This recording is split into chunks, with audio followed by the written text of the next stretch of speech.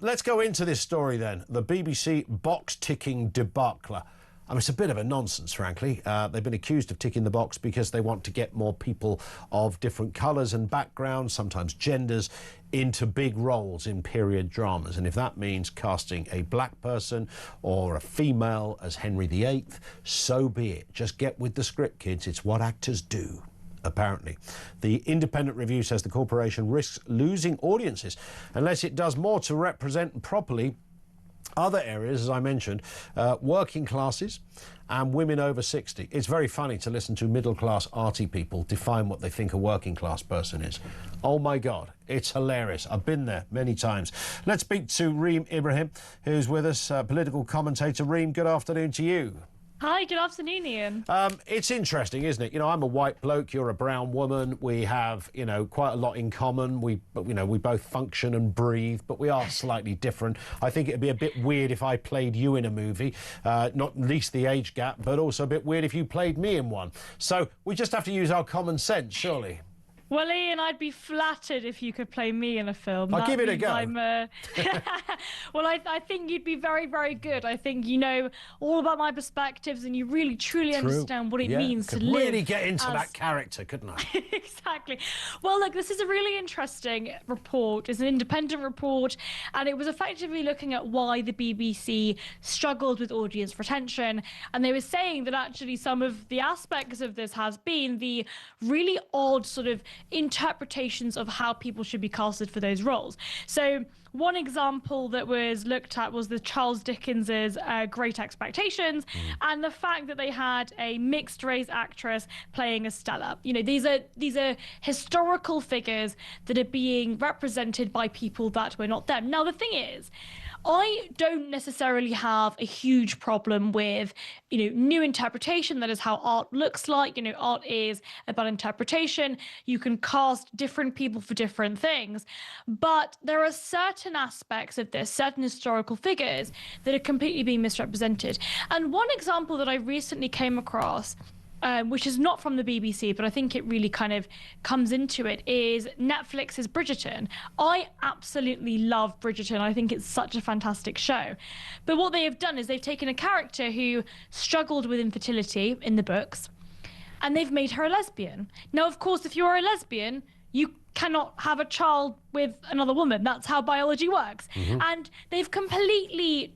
You know, the book, when they discuss the impact of her struggling with fertility, she was married to a man, and it was really, really quite emotionally damaging. And it's a really lovely storyline about the struggle of infertility and what that looks like. And then they took that and made her a lesbian. I mean, this is just outrageous. So how are they kind of corroborating that? You know, bearing it's a period drama, right? So it's how are they? So there wasn't such a thing as going to a clinic or a surrogate or anything like that in this story. How did they stand that up? Well, they didn't. I mean, they basically completely ignored what I think is one of the most important parts of that character's storyline. Yeah. And the interesting thing, Ian, is when we're looking at the model of the BBC is taxpayer funded. We are forced to pay for it. Now, for every single other channel that is privately run, that has to make a profit, and if it doesn't make a profit or it isn't funded by some sort of wealthy person, which is usually the case in the media nowadays, then that channel fails. Yeah. The channel is no longer then broadcasted on terrestrial television. The problem is with the BBC, there is no market mechanisms. You know, the number of people watching the BBC doesn't actually really matter. It's all taxpayer funded. And that is why this is so pernicious. This is why I think this is an enormous problem, because people talk about representation all the time. But I'll tell you what, I don't care if the BBC want to cast XYZ historical character as black or white or mixed race when they clearly historically weren't. I wouldn't care if it wasn't taxpayer funded. Yeah. The fact that we are forced to pay for the BBC through the license fee, which is a tax, we cannot watch any other channel unless we pay for the BBC license fee. That is the real problem here.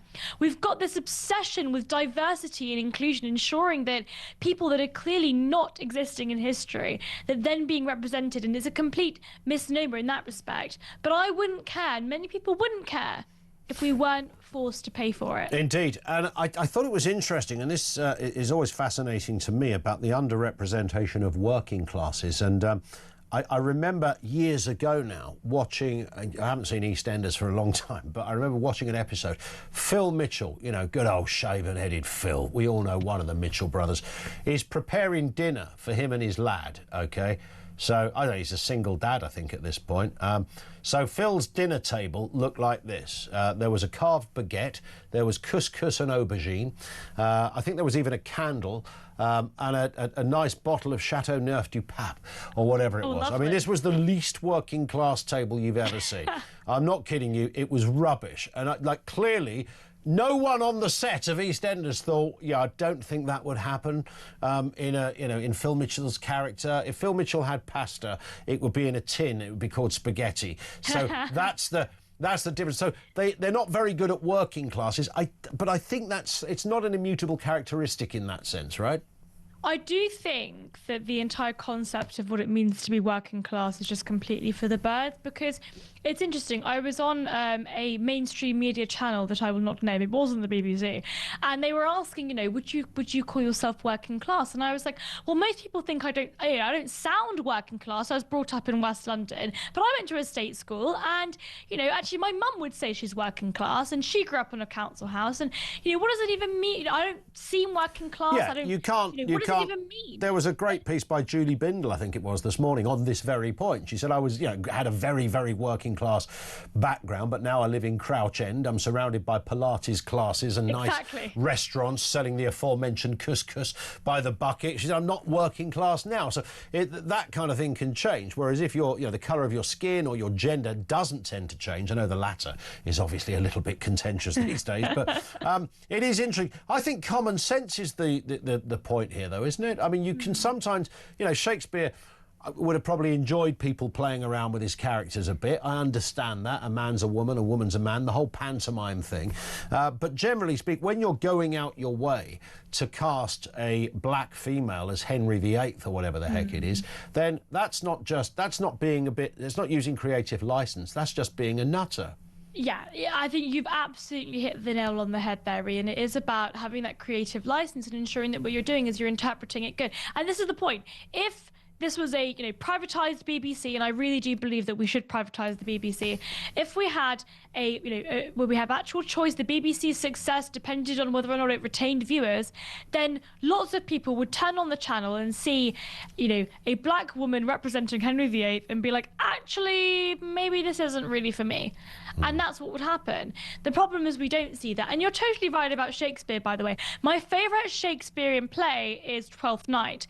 And one of the one of the key themes of Twelfth Night is cross-dressing. It's a woman who is pretending to be a man, and that's what makes it a comedy. It's supposed to be hilarious that women dress as men. It's not necessarily seen as funny as it is now, but back then it was hilarious, and I still find it hilarious. Yeah. But the joke is, back then, women were not allowed to be actresses. So the joke is, it's a man acting as a woman dressed as a man. That's the joke. That's the entire point of the joke. So Shakespearean plays were all about, you know, playing with it. It was creative licensing, but also the real kind of holding up a mirror to society. That is the beauty of art. Yeah. And I've had this opinion for a very long time, Ian.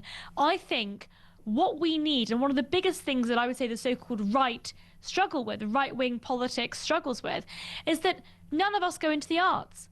Culture is dominated by left-wing, guardian-eating, tofu-eating socialists. Those are the only people that go into the arts. We need more right-wing poets and writers and authors and commentators and actors. We need more people that believe in conservative, perhaps free market, individual liberty, those principles going into not just politics or policy or business and making money, go into the arts. Yeah, I like that. You're right. It is crammed full of sizzling lefties in that curious profession. Listen, Reem, great to have you on. Are you jumping on an aeroplane fairly soon, as I understand I am. Exclusive reveal on talkTV. I am moving to Washington, D.C. tomorrow. What about that? I did know this, you had told us, but it's interesting that it's crept up on us quite quickly. So tomorrow you're off to DC. It's a beautiful city.